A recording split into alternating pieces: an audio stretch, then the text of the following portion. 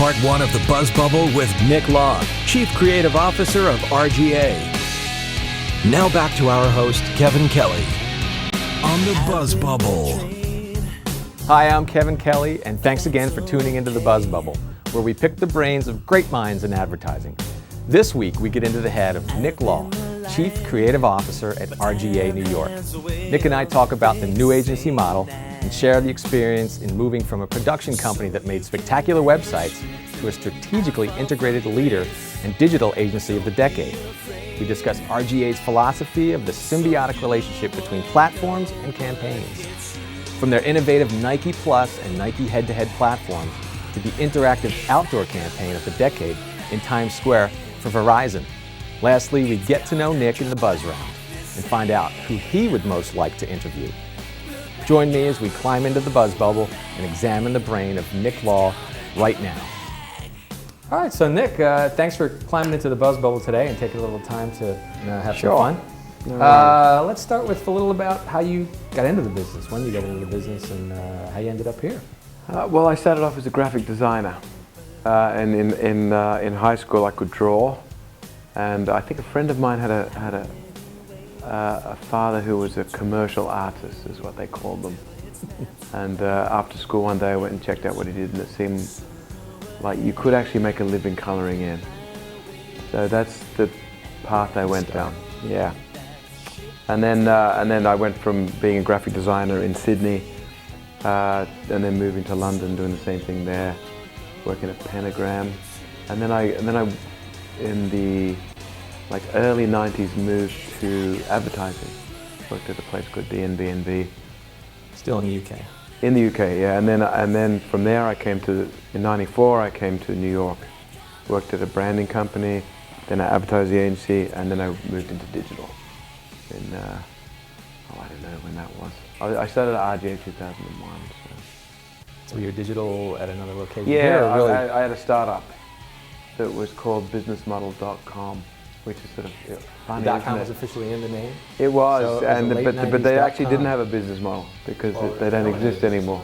Everybody had a napkin and said, "Hey, how about some seed money for my idea?" Exactly. That was the world. Yeah, that was a different world back then. Mm-hmm. So you have a 10-year anniversary coming up here. Yeah, that's right. Yeah. So, can you believe it? Who would have thought? And so what, if you could describe the Nick Law of 10 years ago and the RGA of 10 years ago compared to what's going on today? 10 years ago, RGA was design websites. You know, we were more like a digital boutique than an agency, which is what we are now. Right. And people came to RGA to get websites done, and we designed beautiful websites that were systematically very sound, had great technology, were sort of architected in a way that made sense and looked really shiny. Right. And we were like the best at doing that stuff. And at the time, that world was very separate from the marketing world. Right. And we didn't really, be careful you don't fall. We didn't really rub shoulders a lot with my old colleagues in the advertising world. Right. But from then to now, those worlds have sort of collided. And we sell the same thing at BigBuzz.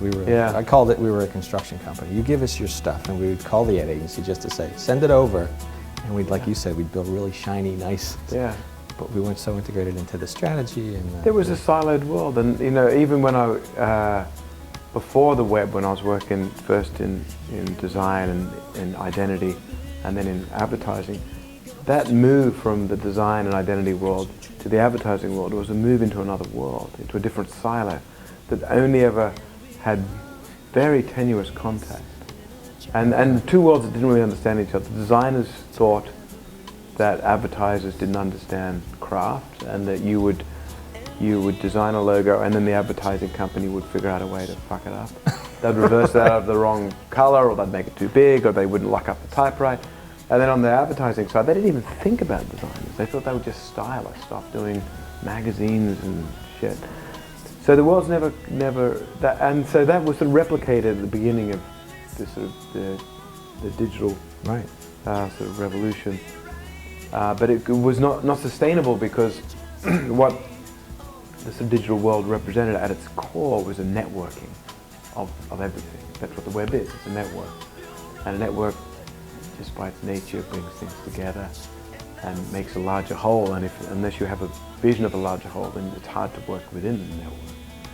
And so I think that's what's happened now, and what we've all realized is that you can't just be one thing. Or you can't be one thing and sort of and advise a brand. You can be one thing and be a specialist and a vendor. You can become a boutique, a narrative boutique, a design boutique, a development boutique. But to own and have an opinion about a brand, you need to bring it all together. So the difference is that, you know, it was a very singular aptitude discipline shop. And when we designed creative, when we hired creatives back then, you know, I would know if they were good enough to work at RGA if I saw how they designed the homepage of the last site they did.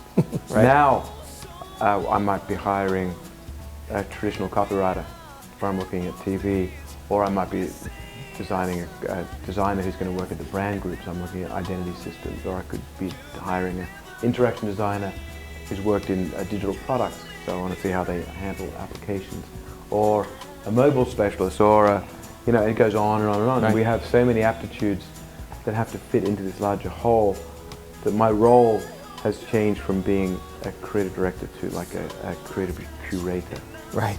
Yeah, it's very different. Now when you say you look at the talent and you could decide from a homepage before, and now you're looking for more diverse talents. Do you see, because everything is moving towards integration, but so if someone's a really talented copywriter, do you see they have a sense for the rest of the big picture, and that's what makes the great copywriters, or there's still folks that's like, wow, great copy, but I don't know if they get the whole 360 of this. I think that, you know, the classic description of creative as this sort of T-shape, right, where the cross-stroke is your sort of literacy across creative worlds, and the downstroke is your depth in the craft. I think it's still true that you need that depth of craft. And at the beginning of the sort of the interactive world, you found a lot of people that were not brilliant designers, were not great writers. They knew a little bit of HTML. They were generalists. It was like it was a world for people that could sit in front of their computer all night, program, design, pour in content, eat pop-tarts, and come out at the end with something that was sort of like but that world's gone now. Yeah, and we actually ask for a depth of discipline now that we didn't before. So our designers are better designers and typographers. Our writers are more lucid, and you know, and they know how to write for marketing. So what we have now is a collection of aptitudes of lots of very deep downstrokes. And what the cross-stroke becomes is this sort of connecting point, so that we understand what everyone else does, but we aren't necessarily good at it. Mm-hmm, sure. And I think that for creative people, that's the hardest thing in the world, because typically creative people think that once they're good at one sort of creativity, they're good at everything. It's the Michael Jordan thing, right? I'm good at basketball. I should be able to play baseball, right? Why not? I'm a world-class athlete. Everyone tells I am. So I think this happens with creatives too, where they think, oh well, now that I've directed a commercial, I can do a movie, or now that you know, I've been in the traditional world for this long, now I'm just going to bring my big ideas to digital. And even incremental changes are a challenge from a craft point of view, but the literacy needs to be there. So what you should be asking from creatives now is not to give up that depth, but to understand who they're going to be working with and how they're going to be working with them. And respecting other crafts and knowing when they should lead and when you should lead. So it's a cultural sort of adjustment from an industry, as in advertising, which is a pyramid of a copywriter and art director that tell everyone else what to do. And that doesn't work anymore. So. Right. The culture here, have you seen that change from, I'm sure the vision of the culture and what you portray as an agency, but how about physical movement? I hear so much more about agencies saying, well, we used to have planning and art and production, but we kind of like put them, you know, have you guys changed positioning of people, or how has the culture changed from in a general? process point of view, accommodating all of these different aptitudes has become more of a sort of matrixed environment. So, you know, we don't, although we have departments around disciplines, we organize around clients, they're sort of, it's a bespoke team depending on what we need to do for that client. So but generally, you know, from a creative point of view, it's a mix of interaction design, visual design, and copywriting. But you could have any of those aptitudes working in the mobile space, or in the social space, or in applications, or in traditional advertising. But there's three core disciplines that express themselves in different ways. But you know, that's, I think. But you know, the one thing that hasn't changed, and I think that hasn't changed since Bob started RGA in 1977, is it's always been a place that's about art and science. So, and that in 1977, that was a curiosity, and it meant that they did the nice swooshy Superman titles that was technically brilliant but also beautiful.